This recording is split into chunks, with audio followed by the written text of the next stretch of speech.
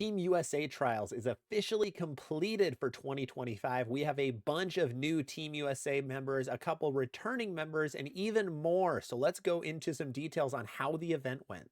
On our channel, we have a video depicting a preview of the event and what it all looked like, so you know exactly what the format was. If you need a refresher, you didn't watch the video, I'd recommend go checking it out. I'll have it somewhere on the screen right now or down in the description. Starting off on day one, the bowlers faced a very tough 43-foot, basically flat oil pattern where you really had to play right up the gutter. The person who created the patterns is notorious for having one specific spot on the lane that he wants people to play and then slowly transition together. That generally makes scores start very low, but makes them jump up higher and higher throughout the day. So, starting in day one, we had the pros absolutely dominate this pattern. We had AJ Johnson leading the pack, we had Darren Tang in second, and Jake Peters in third. Former Team USA members all absolutely smoking this pattern, averaging about 235. Some other prominent names that did really well to round out the top 10 were Robert Vader, a very high end amateur player. We had Dylan Jablonski, a fantastic youth bowler, coming in sixth. And then we had Brandon Bonta in ninth and Deron Booker, the 2024 USBC Masters champion, in 10th place. Absolutely crushing the flat pattern. Now, the women's side was a really interesting story because they all played pretty much the same part of the lane, but there was no urethane. On the guys' side, there was a little bit of urethane, a little bit not. The lanes got a little weirdly torched up near the end of the day, but the women, it just pretty much stayed all day because there were only 3 people per pair on the women's side, and we had 5 per pair on the men's side. So, leading the way on the women's side, we had Caitlin Abidjania, who I'm probably saying her name incorrectly.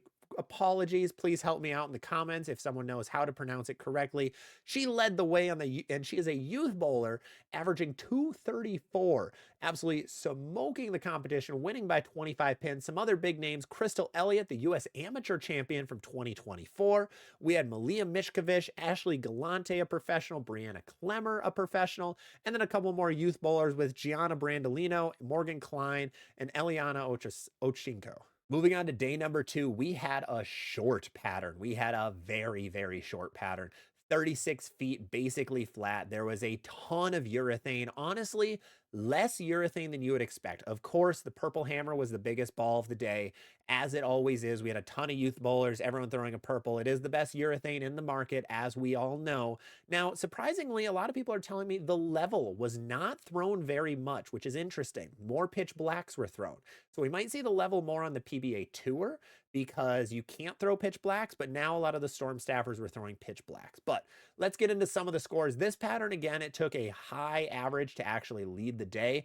Today, it was actually a 242 average. Dylan Jablonski smoked the field with the first 300 of the tournament, averaging 242. Absolutely crazy. I believe Dylan was throwing a urethane a lot of the tournament. I wasn't able to see all 6 of his games.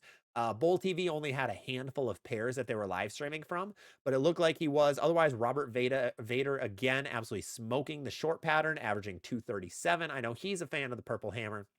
Otherwise, we had Carter Westcott, Riley Spear, Ryan Barnes in 6th place. I think he was throwing an Origin a lot of the time, interestingly enough. Him and that Origin fit really well together, and you're going to see a lot of that in the next couple days. But otherwise, CJ Petrin, Dallas Long, and Ryan Powers rounding out the top 10. I think Ryan was throwing his favorite Pink Widow. You can check him out on TikTok also. He has a great TikTok channel. Let's move on to the women's side. Now, the women's side, there was a lot less urethane, but there were a lot of really big and slow bowling balls. Ion Maxes, you had really big like GB5s. You had things like, I think Jackal Onyxes, there was a handful. Just really strong and slow bowling balls were the name of the game. I think there were IQ Tours. The higher rev bowlers did throw purple hammers, but there really weren't as many. But looking at the scores, it took another 242 average to lead the day on the women's side. We had Gianna Brandolino leading the way, another youth bowler leading the way on the women's side. Otherwise, Brooke Roberts, Sydney Brummett, Hope Gramley, Cassidy Curry, and Miranda Pattison being the professional side of things, rounding out that top 10. A lot of fantastic bowling on day 2 then, too. Jumping over to day 3, we were on the long pattern. We had 45 feet. We had a very odd, just long pattern where you could actually play to the right a little bit. The right was better than it should have been. which was odd. Seeing this pattern, I fully expected that you wouldn't be able to play up the gutter on this long pattern, but it was in play and the women really showed it. But we're going to start with the men. The men kind of played it very normally for a long pattern. Start in, use a tighter break point. Scores got fairly high on this one, not as high as day 2, but still high enough. Landon Jordan actually led the way, averaging 235 on the day. A couple other big names, Connor Fleming again, D Tang bringing it up into 3rd place today, dominating the longer pattern. We had CJ Petrin. We had Andrew Anderson making a little bit of a run with his new SPI contract. We had Deron Booker again in that top 10, and then Ryan Barnes rounding it out again in 10th place. You can kind of hear some similar names that you know are leading the tournament now because I've mentioned them a few times, but a lot of stronger bowling balls. They actually went to a few more shiny balls, things like Origins, things like Vaporizes, things like the One Reverb, things like Crimson Jackals, things like that were looking a lot better on the long pattern. Now, the women's side is where it was weird because it got super, super difficult. I don't know why, if it was where they started playing or if it was lower rev rates, but scores were much, much lower on the women's side today, where usually they were pretty even with the guys, but today was much, much lower. So leading the way was Crystal Elliott, averaging 225. But then rounding out everything, we only had about 28 of the women actually even or higher, which is much lower than other days. The scores were just eons lower on this day. Some other big names that made it: Danielle Henderson, the high rev two-hander from Jacksonville State, being in 3rd place, a youth bowler, averaging 211. Chloe Lemke in 4th. We had Taylor Clark in 7th, Madison Marks in 9th. Gianna Brandolino again, almost rounding out that top 10. Another name that you've heard a couple of times, but the women's scores were a lot lower. They just weren't able to carry the corner pins, I think, as well as the guys, is what I was able to note. Now, day 4 was by far and away the easiest day of the tournament, especially for the guys. There was, I believe, 4 300s or so thrown in the 6 games, much higher than the rest of the tournament. We only had about 1 or 2 before that. And it wasn't supposed to be as easy of a pattern as it was. I think the field just played it correctly, and then the lanes opened up much better than they should have. So going through the scores, a lot of people are very, very high on day 4. So let's jump over to that. Leading the way was AJ Johnson with a staggering 247 average, absolutely smoking the easier pattern. Brandon Bone in 2nd, making a run. Braden Malish making a run in 3rd as a youth bowler. Anthony Hornick, Riley Spear, Josh Hammonds making it a very, very high up, averaging 230s, high 230s, low 240s. Smoking it. A couple other big names that we've heard a lot throughout the weekend. We have Bryce Oliver coming in 12th. He was sneakily keeping his way high up on the list. So a lot of high scores from the guys. Overall, almost everybody was positive. Almost everyone. We had exactly 126 of the 182 bowlers average 200 or higher. So it was only a 3-to-1 ratio, 41 feet.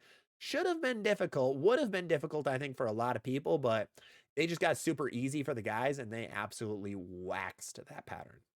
Now, for the women, it also played super easy, where you had a lot of people above 200, but carry was also very weird. And that's a problem when you go to Reno, is the carry is just a little bit odd. You really have to get your ball to go through the pins the right way.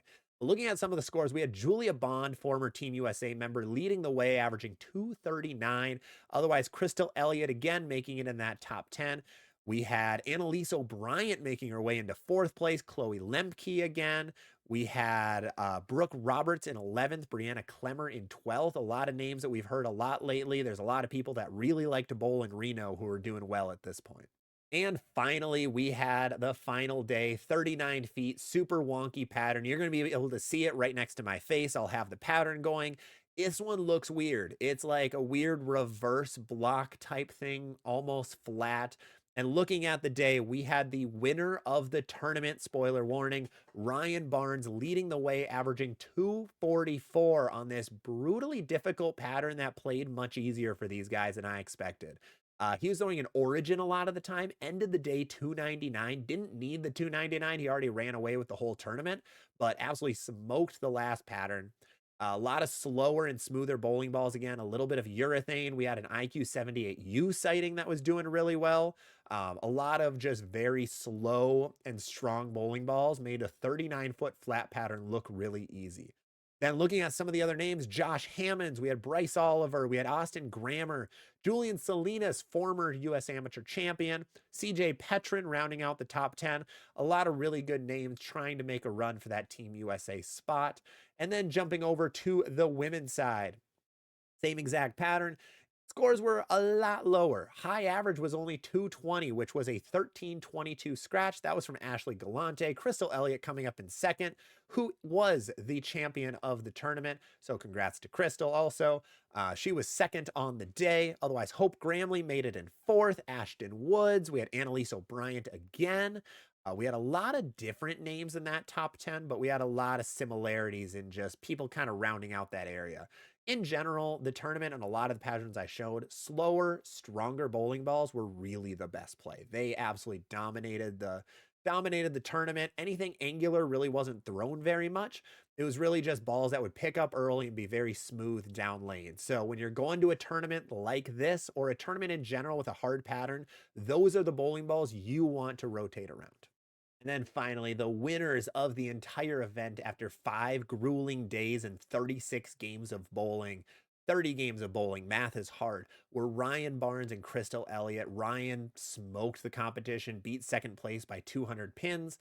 Crystal also had one of the lowest women's point totals, or the highest scores, best overall in the last 10 years. She absolutely smoked the competition too. They were the number one bowlers, so they got automatic bids on Team USA. The other people that made Team USA because of points were, on the women's side, Chloe Lemke. We had Gianna Brandolino and we had Miranda Pattison making it on the top scores. On the men's side, we had CJ Petrin, Julian Salinas, and Connor Fleming getting automatic bids alongside Ryan Barnes. And then along with this, there are also some automatic bids for making the team. So the other two making the team then on the men's side were Darren Tang, Vitamin D Tang. Go check out his YouTube channel. He'll have a fantastic vlog about this, guaranteed, in the next couple days. Jesse does such a good job over there.